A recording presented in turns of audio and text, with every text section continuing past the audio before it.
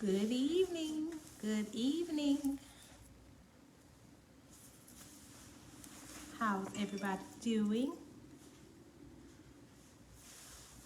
It is the 1st of February, 2022. January has come and gone.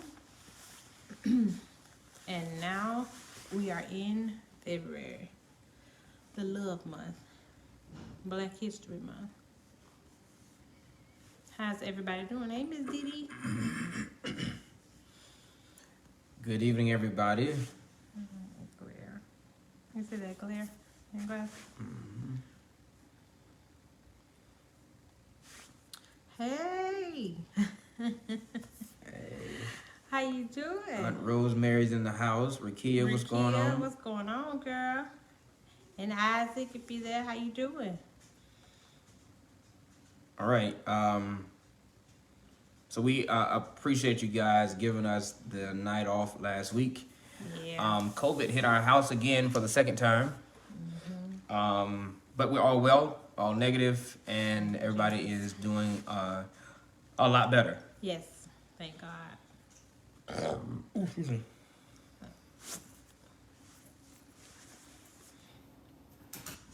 No. She's fussing at us. Our dog Chess is upset. All right. So we got a good topic tonight. A good topic of discussion tonight. Y'all come on in. What's next Wednesday? Next Wednesday or next Tuesday? Next Tuesday is the 8th. It's, yes. All right. So as we're allowing some of you guys to come in, question: are you doing anything for Valentine's Day? Hey, Danny, are you doing anything for Valentine's Day? Are you doing anything for Valentine's Day? Tuesday has been every Tuesday is always a very, very busy day for us.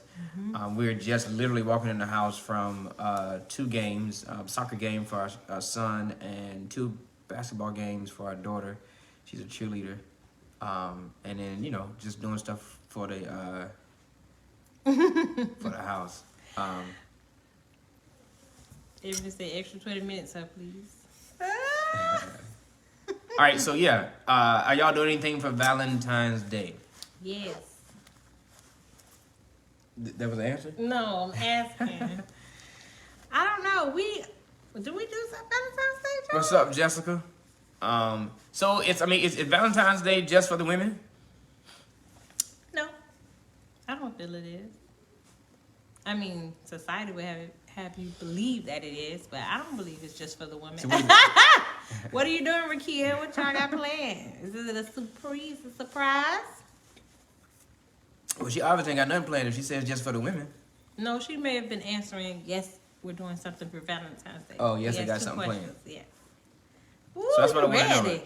I want to know if y'all got something planned and if Valentine's Day is just for the women.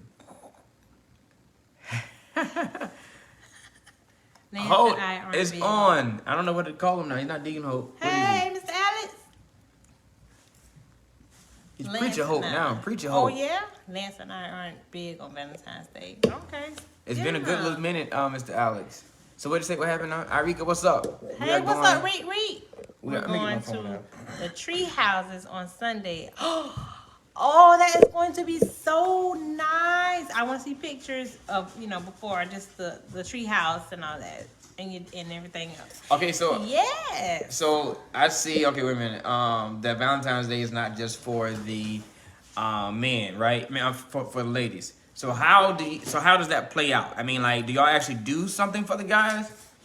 Hey, Gizmo. If it's not just for the ladies, is your room clean? Did you clean out up under your bed? Take the charger with you. Did you vacuum your floor?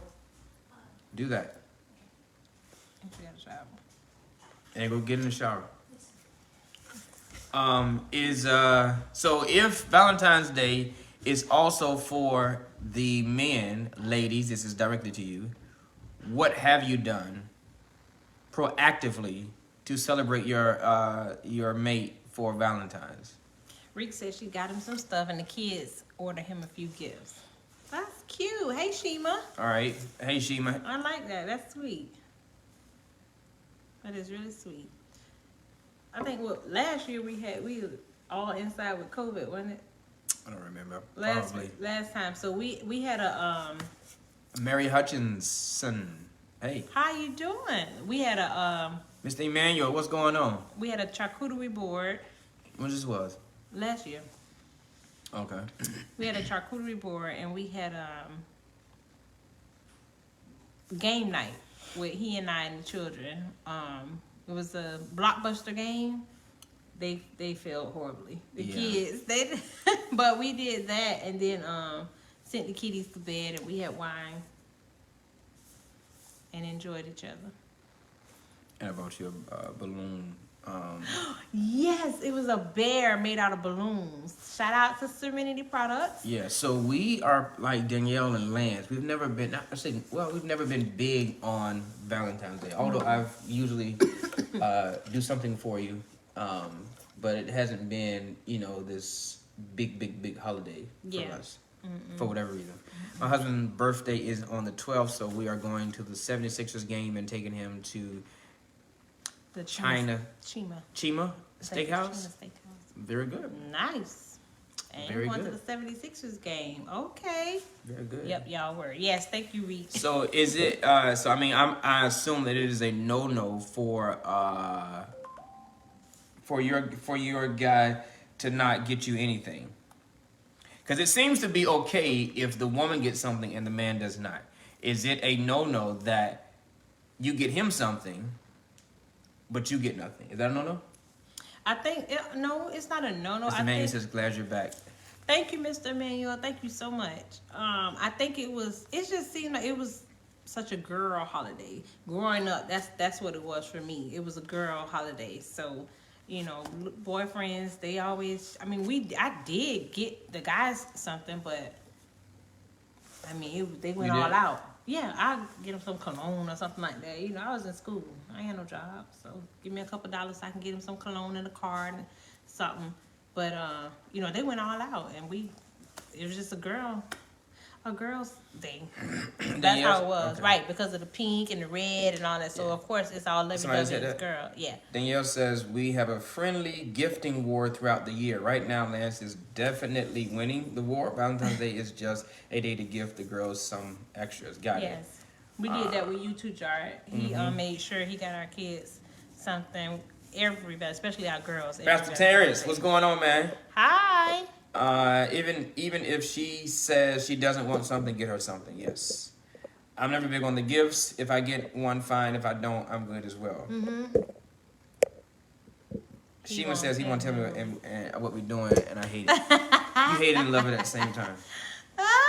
Because what if it clashes with something that she may have planned? It doesn't matter because she knows he has something planned, so it's not gonna clash. She don't know. Because she's gonna acquiesce and give him the upper hand. Yes, because she gonna miss out on her gifts. I don't blame her. All right, so the topic for tonight is what to do when your companion does not like the way you dress or has an issue with the way you dress.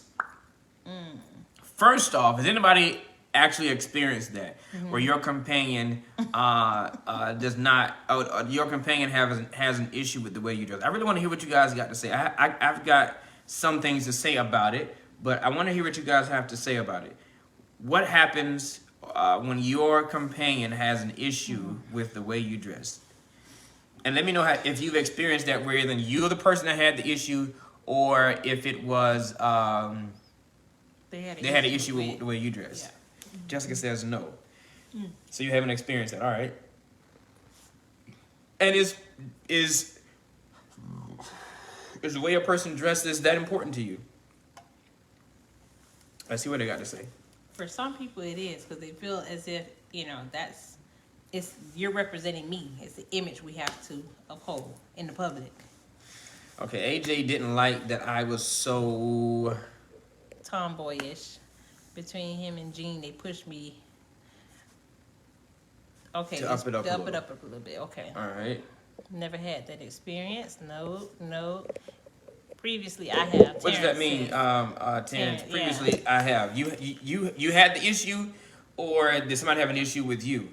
It's the representation. That's what Arika says. So what does that mean? It's the representation. Never had that experience, Rakia says. Mary says, never had that problem. All right. It's the representation. Explain that. Donisha, hey. Hey, Donisha, what's up? So, Arika, you say it's the representation of what? Terrence's previous relationship, she had an issue with the way you dressed. What was her issue? And how did she approach her issue? Right. How did she approach her issue with the way you dress? And did she try to dress you? Was it a whole argument? Right. Did it make you feel uncomfortable? Like, what was it? Did you feel like she was trying to change your identity? Some people can feel that way. Yeah. So we got a story time coming up. I always knew how to dress, so I never had that issue. I've always been girly. Okay, but have you ever, has it ever bothered you, Jessica, how your companion dressed? Before your marriage or during your marriage? She definitely then began to try to dress me. I was too preppy. Oh, really? Jessica, say story time. All right, so while y'all are still typing, what's wrong? No, you hit something. So while you guys are still typing, the way you come outside, booty hanging out, boobs everywhere, too tight clothes. so I've always been a dresser. I've always been one of fashion and style since grade school on up.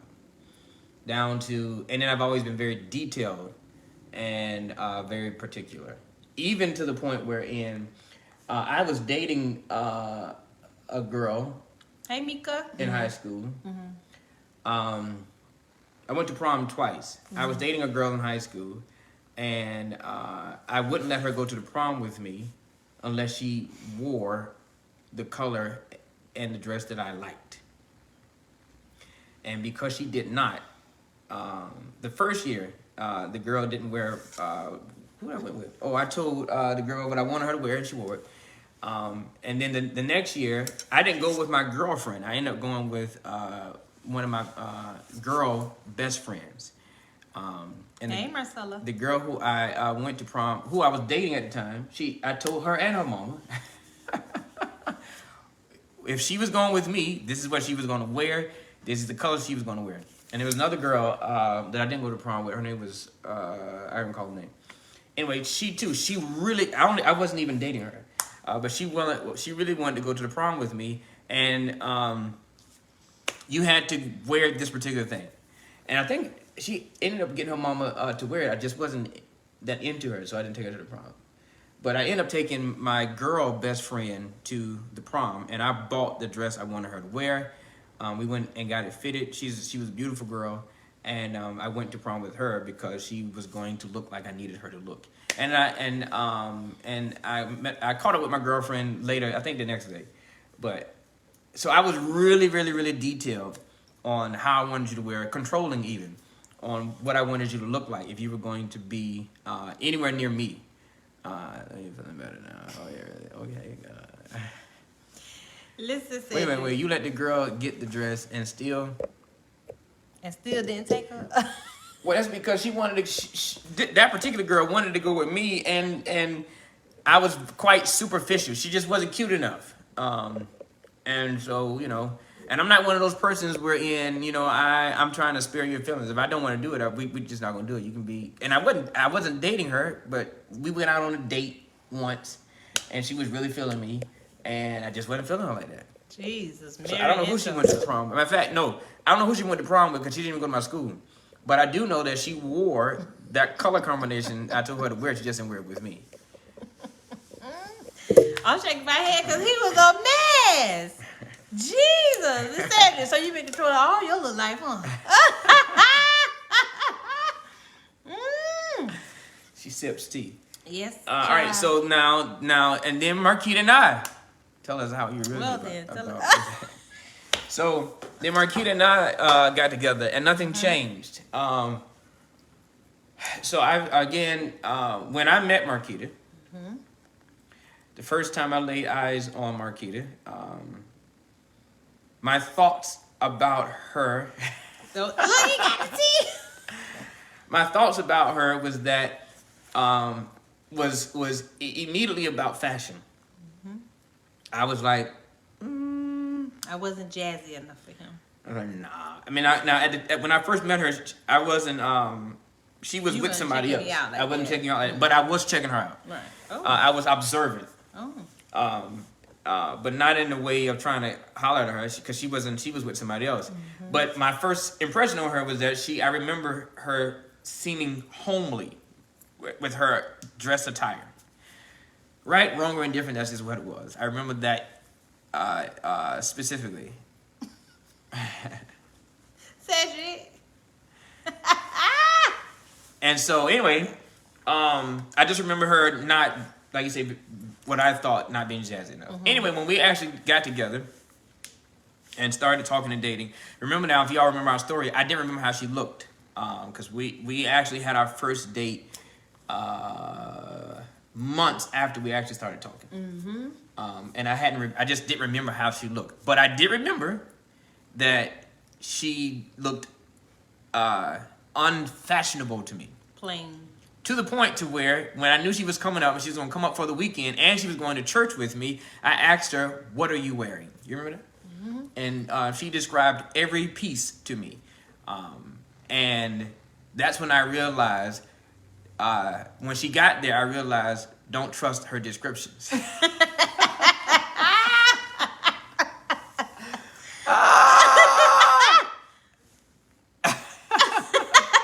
I know someone that was like, okay, yeah. Because, I mean, she described them like they were straight, Naomi Campbell, Louis Vuitton, Ralph Lauren stuff, how she described them. And so, So now, what I would do, this is what I would do, because I didn't like the way she dressed. I would buy clothes. I would buy her clothes to wear when she got there. So when I knew she was coming, I would already have shopped for her. So when she got there, there were clothes in the closet, shoes, accessories. Am I telling the truth? He's telling the truth. And I accept it. And I was very brass at times, and untactful at times, but I wasn't mean like, oh, look at you. I just was like, okay, I think this a little better. Right. Like this. I think that a little better. And then I would say, and I wasn't. It didn't just start with Marquita. I'm sorry. That's how it was before Marquita. And I would tell you straight up, you're not going anywhere with me like that. Jessica, that's what I do to Kurt. I would rather buy stuff and replace one piece at a time. Listen, tell me whatever you want if you plan to fix it. Absolutely. So, anyway, so that's how I was. So I definitely had an issue. What do you say? Because she wear her own drawers. Golly, I bought those too. And did. So those was extra though. Yeah. No extra. But I had an issue with how she dressed, but it wasn't just Marquita. It was whoever I was with. He felt like they needed to match his fly. If he gonna be the belle of the ball, or what is it? If you're gonna be the Mr. Dapper, then she needs to be the belle of the ball. So, but now that was controlling. Yeah. And it created a lot of it did create tension because it zapped Marquita's confidence. Because so now she's walking on eggshells. She don't know what I'm gonna say about whatever she has on. I would say something about her hair, the whole 9 yards. Everything, hair to toenails. Yeah, and so and so that would cause tension because I'm zapping her. I'm not zapping her confidence, but her confidence is being zapped, and she's feeling insecure about herself because admitting is the first step to recovery. I'm not trying to recover. that's for. Thanks for church. Absolutely, thank you. So yeah, I had a full issue. Now, so how was that experience for you? Like you said, it was tense. But at first, was it always tense, or was it flattering? It was flattering because I mean I was getting gifts, and so I was fine with it. If you wanted me to, sure. If it was cute, I liked it, and you prayed for it, okay. And so I was fine with it until you started being a little too comfortable and getting a little too talking out the side of your neck, so to speak. And that's when I started having tension, and I would, say something back to you, and just let you know I don't like the way that you speak to me, and I feel like you're trying to change me into something. Like if there's a way to go about showing me something that. If you think I could be more polished in this area or just jazzy or whatever, it's just a way to go about doing it. And so that was my issue. Don't talk to me in any kind of way. Don't say whatever you want to say to me. Like that, I can't receive it like that. Because I was even condescending with it. Yeah. And I was like, it's time to fight now. Because I would be like, I mean, you can't see that this doesn't look good. I'm like, no. Why would you pick that? You know what I mean? I mean, look at this. You know what I mean? Why would you pick that? I mean, so I was quite condescending in his approach about it as well. And I was again, I was very I am the same way I am now. I'm very direct and very blunt to where you cross the line of tact, right, and lack thereof. And so. But it does point its finger back to me because that creates, and then now you have situations where you're on the other side where some people have a problem because she looks too sexy or she's revealing too much or who you're dressing for, that type of thing.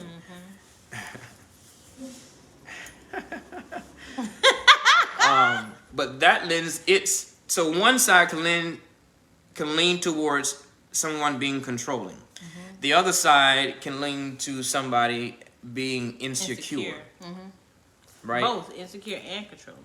Insecure and controlling. Because I was going to say, because even with if controlling is the major, insecurity is also a minor of that. Yep. And if insecurity is the major, it will be laden with control.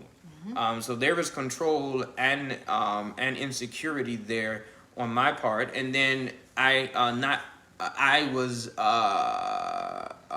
complicit in creating insecurity in Marquita because of my approach and my controllingness, and so you were chiseling away at my confidence, and that wasn't good. That was creating the insecurity. Yeah, and so with that, now you got two insecure people trying to be in a relationship with one another. And it becomes hell because I'm controlling and insecure because I want to make sure that we look a certain way and or you're gonna be around me, whatever that case may be. And I'm being controlling. And if you're not doing the way I'm doing it, then it's causing me to be insecure. If you rebel against my controlling, then it causes me to it's causing me to now be insecure because now you won't listen to what I say. You won't dance to the beat that I'm playing. Yeah. So it's causing insecurity, and then it's causing insecurity to her because she doesn't know if her husband likes her. Right. Or if she's like, why are you attracted to me? If you got to change this and change that and make sure I do this and act this way, dance that way, look this way, dress this way. My hair got to be a certain style. Like, wait a minute, what attracted you to me? Because if it's the fact that you think I'm allowing you to mold me, that's not it. That ain't gonna work. As Cedric says, why is that considered being insecure? Insecurity is a whole poison in a relationship. Yeah. So why is it considered being, which one? Why is what considered being insecure? But that's quite important that we understand that now you got two insecure people trying to be in a relationship with one another, and it becomes hard. It becomes difficult for the two, and they just are fighting one another. So the insecurity on my end was because part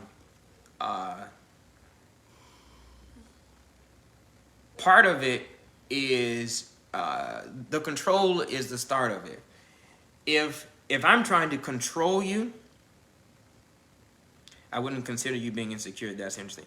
If I'm trying to control you, and you're not acquiescing to my control, then, and if you do your own thing, it creates insecurity. What does that feel like?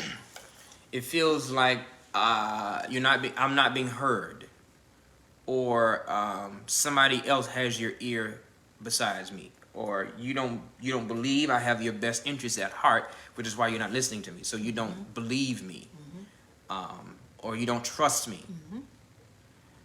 So all of that creates insecurity, and it could be even wherein I'm not a people pleaser at all, but for some it could be where you're so adamant about how a person is being How you're being perceived. How you're being perceived to others, right?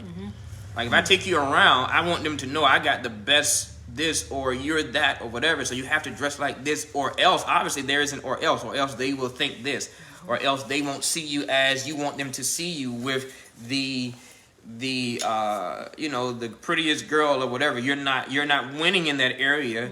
So you got to keep trying to control the person that you're with, so that whomever you're trying to create this image for can capture what it is that you're trying to capture. For some people, it can be like a masking. Putting on, this is the image that I want the public to see. I don't really want them to see what's behind the veil. So this is what I'm going to show you. This is what you need to accept, think about me. And when really everything on the inside is just total up. Right. And so now let me even go further with that. That was one layer of the control, with how she dressed. Hey, Curleen. Hey, Curleen. That's one layer. But that, I promise you, if you're in that space, then that will show up in a lot of different places. In the fact that I was trying to mold Marquita. Hey, Terry.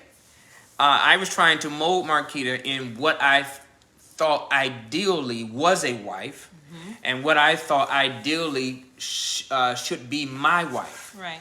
And so it was almost as if I was, like Marquita said earlier, I was trying to chisel out what I thought was there, which meant not accepting who she is, not accepting what is there, but chisel out what I want to be there. So how you talk, how you walk, how you dress, what we listen to, what we don't listen to, the grammar choices that you use, the people that you hang with, and if you cook or don't cook, or how you cook, what you cook, how we shop, all of it will begin to become. And all of those were unrealistic expectations of what his wife was supposed to be or should be. And it can happen on my end as well. It could have happened, Yep. And so that person who's dealing with that is insecure and is controlling to the point that they are, in essence, saying to the other person, I don't like you. And it had gotten to that point. Yeah, I don't like you, and I'm going to make you who I want you to be, and then I'll like you. Right. I'll like that. I'll like what I made. Right. And thank you for being a willing canvas for me to mold what I want for me. And once I'm done molding the canvas, then I will like what I have designed. And the reality is that you never will. Never. You will never be, that person who's dealing with that will never be satisfied with what they have designed, because it's about the control. And it's always going to be some type of imperfection. It's always going to be an imperfection. So they're never going to be the perfect piece that you design. And then with that, whoever is taking that, being told what to wear, and you're not good at not made to feel, but on the other end, feeling that they're not good enough, that they are not pretty enough, that you don't really like them, and even maybe feel like you're trying inadequate. You're trying to make them be somebody else. It creates all these types of insecurities, and that they may rope a dope with that for a while. They may go with that for a while, but there's going to come a screeching halt after a while, because it's going to be like, enough is enough. I'm tired of bending over backwards to please you and become who I am not. And that is going to be a very hard time, because it's like this person is finding their voice, and this person is trying to silence that voice still, because I need you to be who I need you to be. Which is why which is why you have to have hey Christina. Hey, you have to have a sober, balanced understanding of what being submissive is. I keep hearing people talk about that. Yeah. I'm just, trying to submit and be more submissive. Stop that, because you are messing yourself up. Because a person, let's say for our situation, Marquita loved me and I loved her. And Marquita was willing to just be anything that I needed her to be. And being submissive as been taught as you're growing up in the church, the man is whatever, and you got to be submissive to him. And if I'm telling you do this or do that, we should do it this way, and I'm the head, and she's been submissive to me, so she's trying to keep molding and changing. And what happens there is it's a fault on both sides, because at that point Marquita had the wrong mentality regarding submissive. Because if you give your companion the taste of you doing whatever they ask, then you create a monster Like a brat that thinks that they are in control of you. You create a monster, a spoiled brat, that thinks that you would do any and everything, and when you stop doing that, then something is wrong.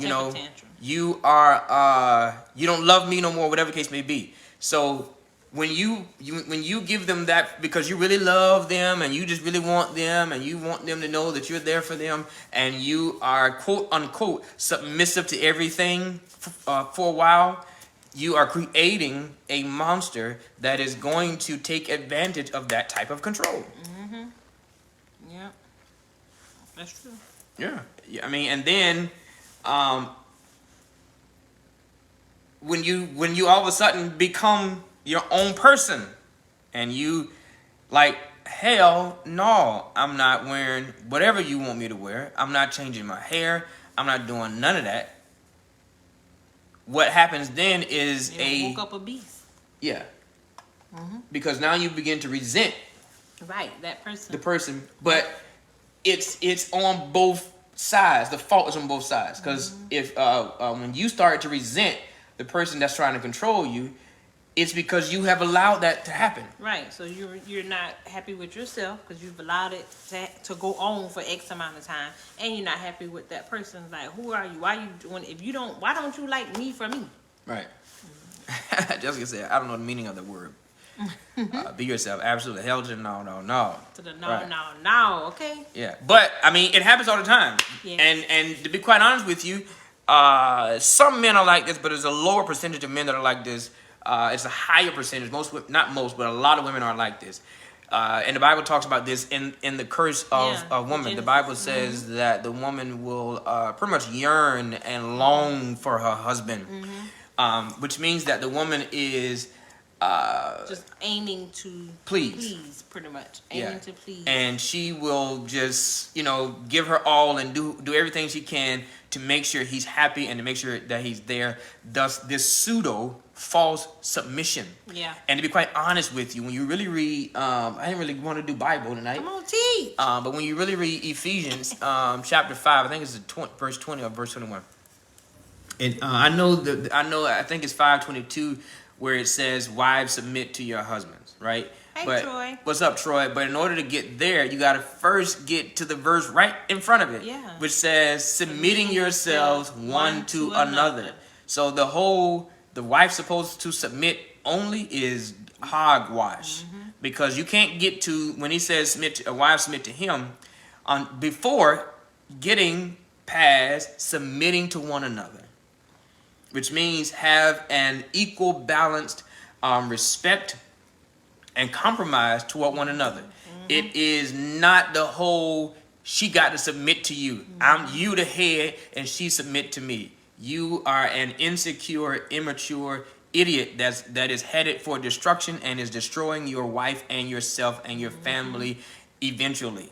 Hey, Nana. Because you think this thing revolves around you, and it does not revolve around you. That's it. And that goes both ways. And you are, I know, I don't mean to stop you. Go ahead. Go ahead. I said that goes both ways, male and female. Because you have some females that, like, I mean, he gave a good example, that will try to do the same thing. Because they may feel as if I'm the breadwinner, or I'm the one that's, you know, the provider right now. I'm bringing in the groceries, or whatever they may feel. Yep, that's the favorite scripture. And it's one of those things where, and to you, woman, who has acquiesced to him and has done everything he said to do, and you yes and whatever, you are also destroying the fabric of your relationship. Yes. Because you are creating a life that's false. Or you want a daddy and he's not your dad. You want somebody to run everything and to take care of you. And I don't care what y'all say, that is not what a husband is for. Will he take care of you? Perhaps. He may provide, protect, all this other stuff.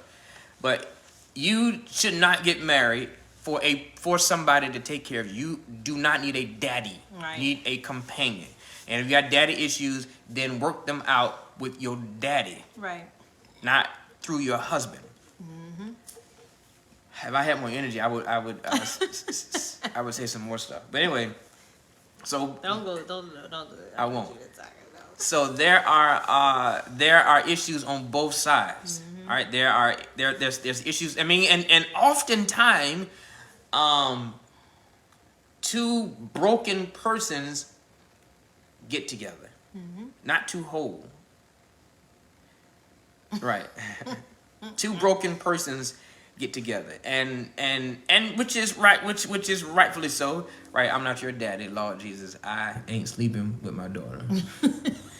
Two broken folks get together, and so that's why that whole notion that, you know, while I'm single, I'm gonna get myself together. I'm gonna get myself whole and blah blah blah. Before I get me somebody else, I'm working on me so I can be healed and whole. That is a full lie, because you don't have what it takes to be whole. We met someone today saying that the girl, she liked the guy. The guy liked her, but the girl felt like he was too accomplished. Oh yeah. Yeah, like he just graduated. He got baptized. It was like, okay, but she felt like she didn't have anything to bring to the table, so to speak. So she let him go, and he was after her. Girl, what? We don't do that. You better hold on to him. And you ain't got all your stuff together in your mind. I mean, he could be the one, like you said earlier. In a relationship, there's usually somebody that's always a little ahead, and they're pulling the other person up, and then it'll be that person's turn to pull that other person up, because you're always pulling each other up, but you're there with one another. That was the craziest thing in the world to me. I had to get that out. I was bad about that. Girl, what? He got all his stuff together, and you just gonna let him go? But maybe he wasn't the one for her. Yep. So, if you're single and you're like, well, I'm gonna get myself together before I get married, you're not going to get yourself together, because being with somebody else is the right friction you need in order to be faced with your stuff. If you're by yourself, you're not faced with your junk, because there's nobody. Push. Yeah, yeah, right. There's nobody to say. There's nobody to. There is no opportunity for you to realize you're controlling as hell. or there's no opportunity for you to realize that you are insecure. There's no opportunity for you to realize you got daddy issues and you're looking for a daddy, or you got mama issues and you're looking for a mama. And then when you're faced with those opportunities, when you do get in a relationship and you're faced with, it's not time to flee. You don't have to flee because I don't like this. I'm set in my ways. I want to do this. If you want to grow and you want to continue to adjust and mature, then you'll talk like we did. We had to sit and say, listen, I don't like this. Put it out. It was uncomfortable, but we did it. And see, that's when. So I mean, this is still talking about we have an issue with the way somebody dresses, because it's not just the dress; it's far deeper than that. Right. Far deeper than the way you dress. Then it's always funny to me if you met him dressing like that. What's up, Dia? Hey. If you met him dressing like that, then why would you got an issue now? Or if you met her dressing tight and short, and now you are dating her or married or whatever the case may be, and all of a sudden you got a problem with it. Why? I don't understand that. And then a lot of people feel like you said, that's a project. Right. I can change that. I can mold that. Here's the reality, especially for a guy. If you meet him and he doesn't dress well and you start dressing him, then it's because you have an issue with control. And then if he allows you to dress him, you're going to end up leading the relationship. You're going to end up leading the relationship, and you're going to end up, he may be real calm and cool, and you just like how laid back he is, and that's what attracts you to him, because he's, he is not he's not boisterous and loud and aggressive. He's not and all out that. there. He He's just laid back. let you. And you would like that for a season, Yes. and then you would realize that it's more than just he's laid back. You realize that he is indecisive. He will not lead. He won't make a decision. He has no vision. He will let you lead. He will ask you about everything, and he doesn't talk or he doesn't share anything with you, and he leans on you, and he becomes the next child I was for going to you. say, you're a child. You become a mother, a single mother. Okay. So the issue would not. Now let's go back to if you met her and she dressed the way she dressed, and all of a sudden you got a problem with her dress, and then you start calling her names because she dressed the same dresses that she was wearing when you were dating her, or when you were liking her or courting her, the same shorts that she wore, the same no bra outfit that she wore, that you were excited about, Or the preppy look. And all of a sudden now you got a problem with it. That's an issue you got, and it has nothing to do with that person. Right. That's yourself. a deep-seated issue of insecurity. Is usually the issue on that part that you have that you need to check. But it stems from, I believe it stems from us growing up. This is how my man gonna look. This is how my companion's gonna look. They're gonna be like this. They're gonna be that. They're gonna be this. And then they come totally different a lot of times. And the other portion of that is, again, back to the insecurity, is that if she goes out wearing that, all of a sudden she's doing it for somebody else, or she's wearing it because of somebody else. Right. In your mind. And now you're Who mad. You trying to attract. Right. And you're insecure. And now you're putting it on her. Well, you did this. You know what you're doing. You know what you're trying to blah blah blah. Here's the reality. Talk about my wife. My wife does not get dressed and look good just for me. She looks good and gets dressed because it makes her feel good. And she and also because other people are going to look at what she has on and look at how she looks. I am fully aware that other men and women are attracted to my wife. Fully aware of that. It doesn't bother me. And I know she has clothes that I know are eye-catching. outfits. I know that are eye catching. And there's a lot of stuff he would try to push me up to get and wear, and I'm like, boy, I am not. Many of them I bought.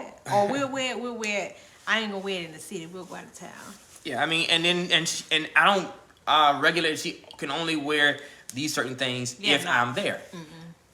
Hey man, for one, I don't want nobody else don't want.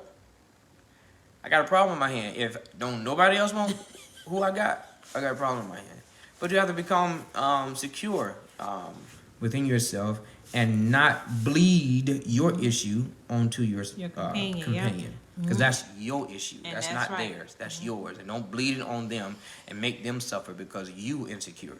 Don't make them suffer because you have a short man syndrome. Or don't make them bleed because you have a insecurity as a woman because you may be out of weight or whatever the case may be.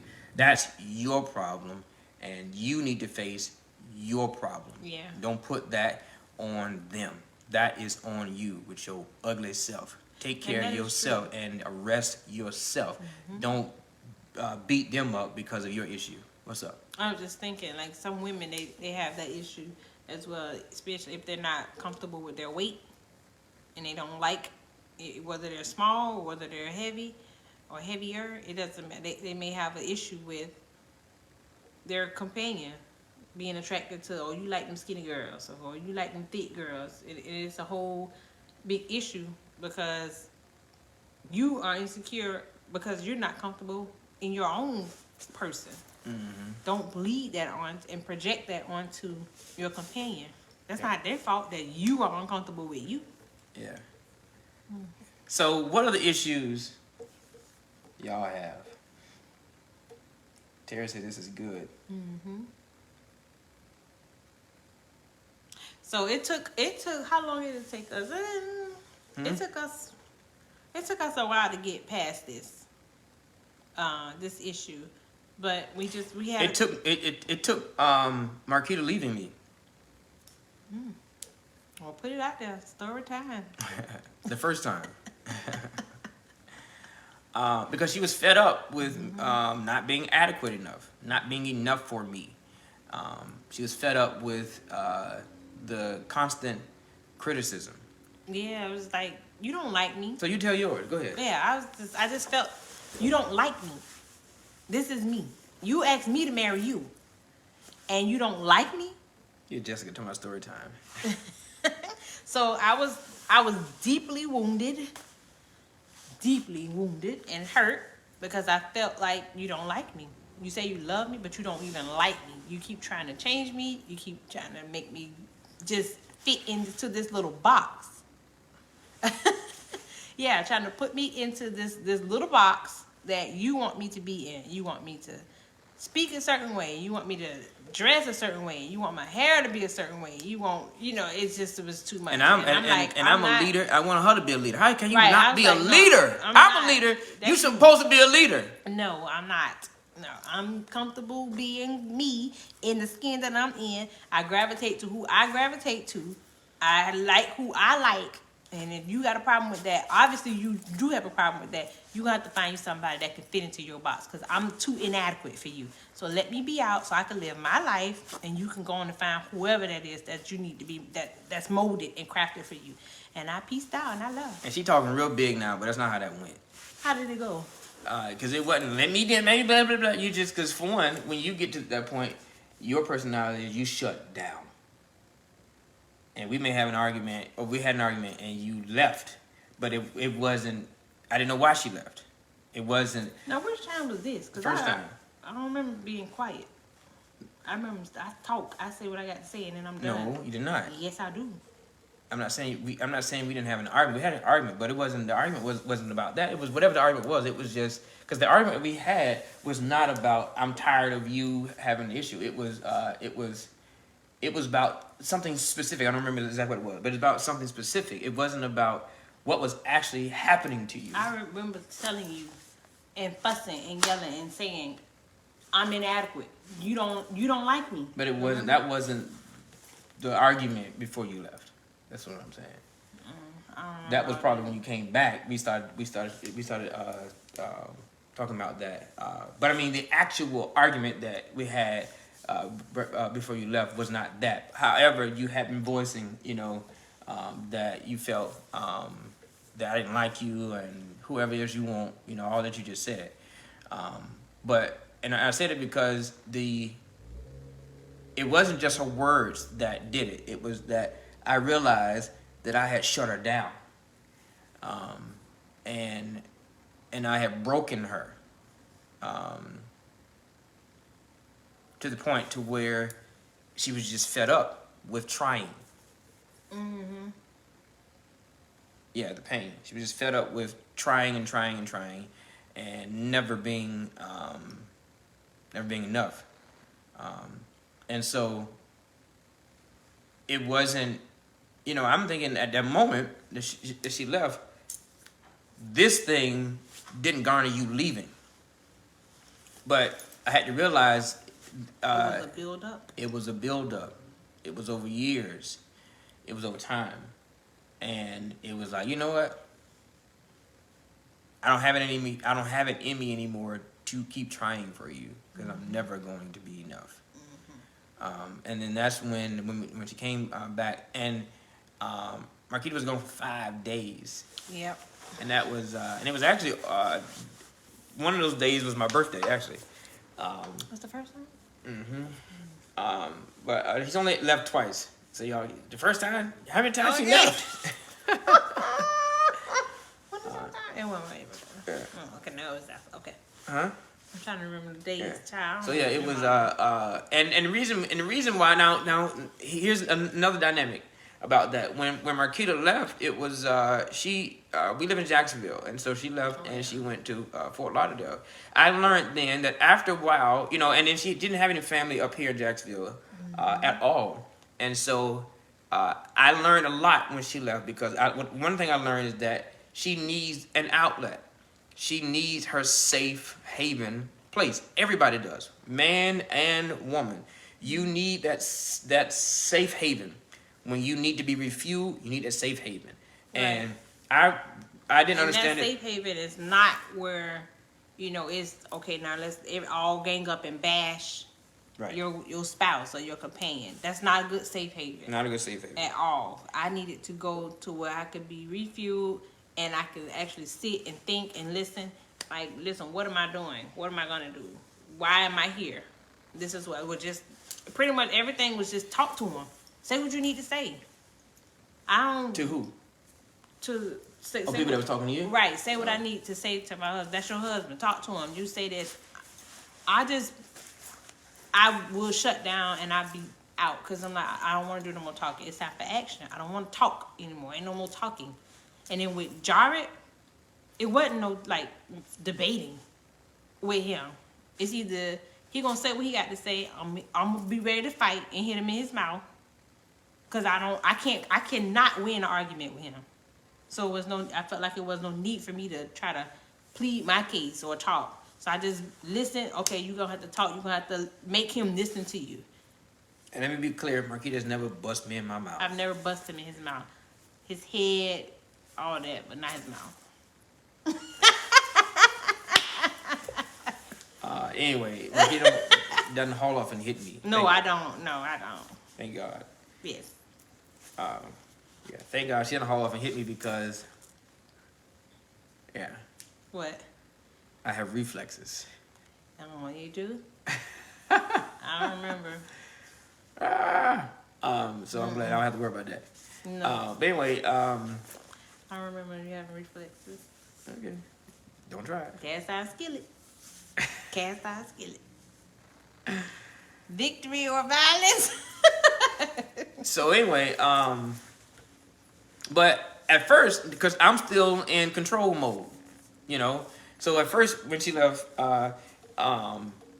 she left Jacksonville. She left our home, and just left. And so, first I was confused, because for one, I had just bought her a car.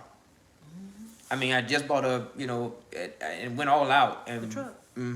and bought her a 2005 2004, I think 2004 X5 BMW, and she left that same weekend. Checking out the aviator. Ooh, geez, all these days. Yeah, and so I've been embarrassed. and so I'm like, and I guess I'm thinking, you know, I'm doing this and I'm doing that, I'm doing this and I'm doing that, and I was calculating what I was doing, but I was overlooking how I was making her feel.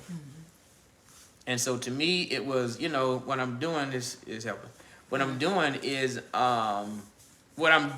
better than is more important than how you feel.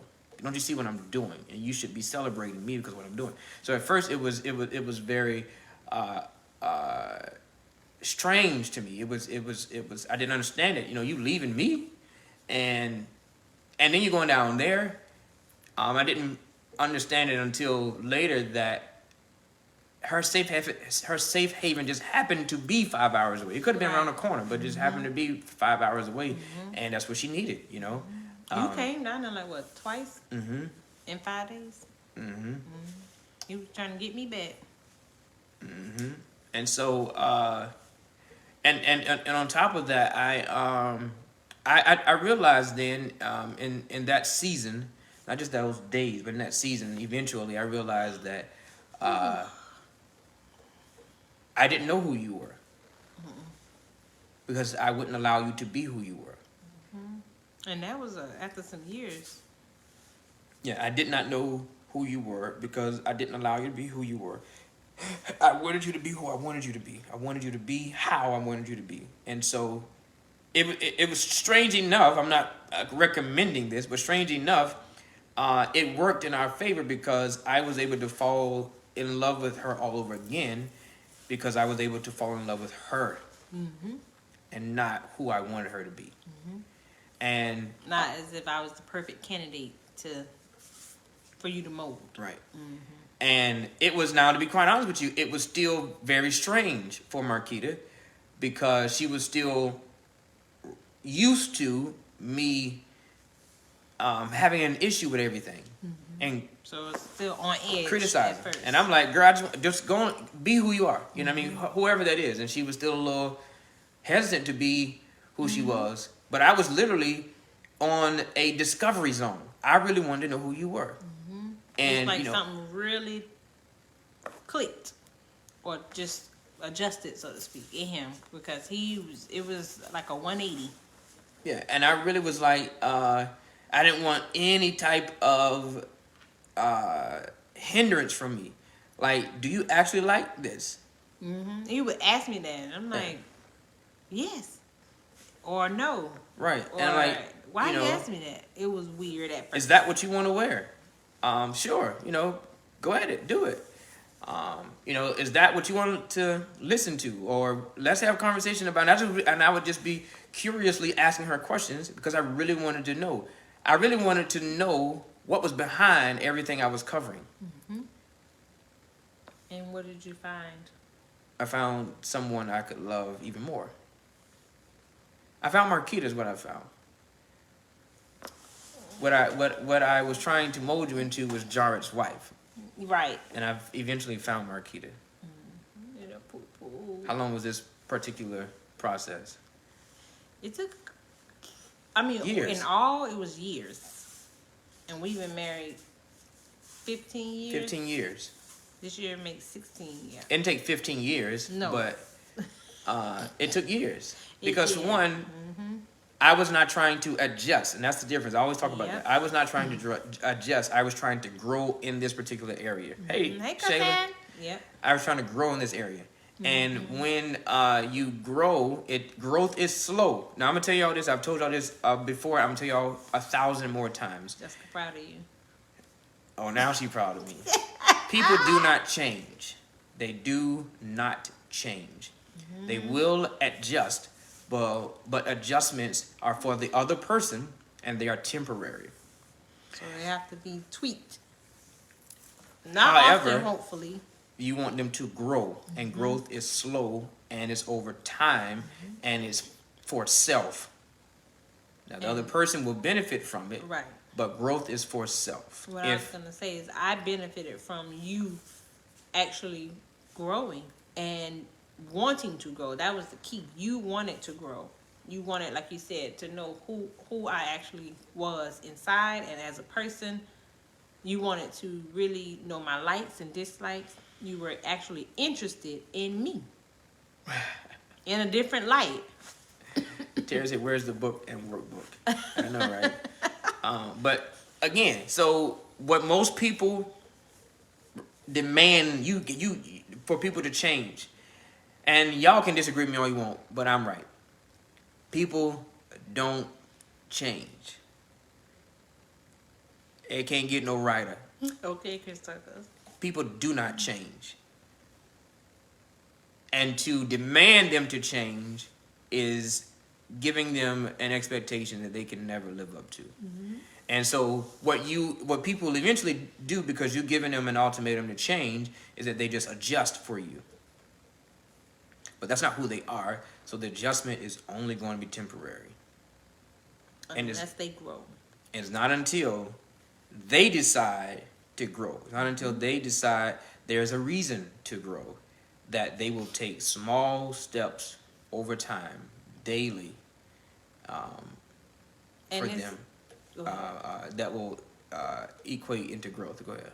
What I was going to add is that when you're growing and when you're adjusting, just like everything in life, it's a decision. Either you want to take the hard route and fight against the wise choices, or you sit, you think, you pray, and you make a wise decision that's going to benefit you and those that you're being considerate of. And I always say life is only going to be as hard as you make it. Hey, James. It's going to be as hard as you make it. Because if you don't want to adjust, you don't want to grow, then you'll cause the friction, because you'll buck against it. Right. You'll buck against everything. Right. And that's going to make the process longer. It's going to make it harder, and it probably is going to end the relationship. And most people don't want to grow because growth takes time, and growth is introspective. Just make the decision. Growth is hard. Growth is causes you to stretch beyond what you want to stretch, and growth causes you to realize that you ain't all that. Mm-hmm. And growth causes you to bear vulnerably to others that you ain't all that. Mm-hmm. Now, and be mindful that I grew in that one area out of 1,000 other areas that I needed to grow in. Mm-hmm. So some other areas at that moment I still hadn't grown in, and maybe perhaps the friction wasn't right, or I wasn't ready to grow in those areas. So I may have grown in that area, but still had 1,000 other things to grow in. I still have other things to grow in, and Marquita too. Mm-hmm. And so just because I grew there, that wasn't the be all and end all for the whole relationship. That wasn't it. Yeah, he grew there. No. That was just one aspect of what I needed to work on in me, what the Holy Spirit was trying to work on in me. Yeah. Even with me building my confidence, I had to grow in that area and learn to be comfortable with the decisions that I made. Don't second guess whatever decision it is I made. If I'm confident in this decision and I'm comfortable with this decision, stand on it. And even if I was wrong, stand on it. See where you're wrong at. I had to see where I was wrong at, if whatever decision I made, and then said, okay, I see where you're going with that, or I see how this could be different. I see how you can view it that way, and then also take advice. Take other examples. Hey, won't you try it this way? What about this? What about that? Do you see if you like it that way? Versus taking everything, being so offended, and taking everything to offense as if it's a personal attack on me. I had to grow in that area, because it wasn't just all him. Do I really like me? I had to really sit and think about that as well. Do I like me? Am I comfortable with me? Why am I so easily swayed? And why am I so easily upset because somebody says something about me or says something to me that don't make me feel real good? I had to grow in that area and get tougher skin and get to the point where your opinion, it really is just that. It's just your opinion. I'm comfortable with me. All right, it's 9:36. That's it. We're over time. Y'all got any questions y'all want us to answer before we hang it up? We tired tonight, y'all, for real. I can't even fight it. I'm tired, boss.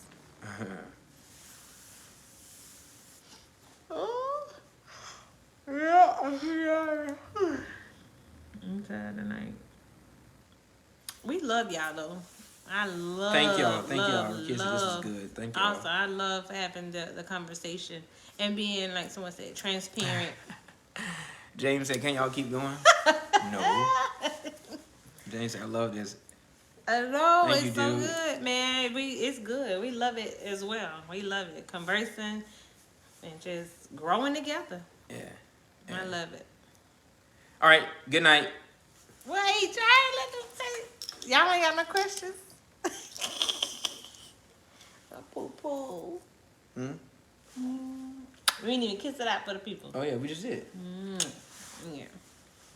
Glad y'all. Thank you feeling so better. much. Yeah. Thank you so much. Thank you. So I guess I can't end it. We gonna end it. They're saying good night. Jessica just said good night. Okay, good night, everybody. Peace up, 8 time down. Are we in Duval? 904. It's some Duval folk on here, girl, to their heart. Hey, to my bones. What's that? We don't know what that is. What is that? Loser? Look at there, don't play. We don't know what that is in From the Duval. bottom. You doing all this? We don't know what that is in Duval. We don't know what none of that is in Duval. Ooh, jeez. Dude. Okay, good night.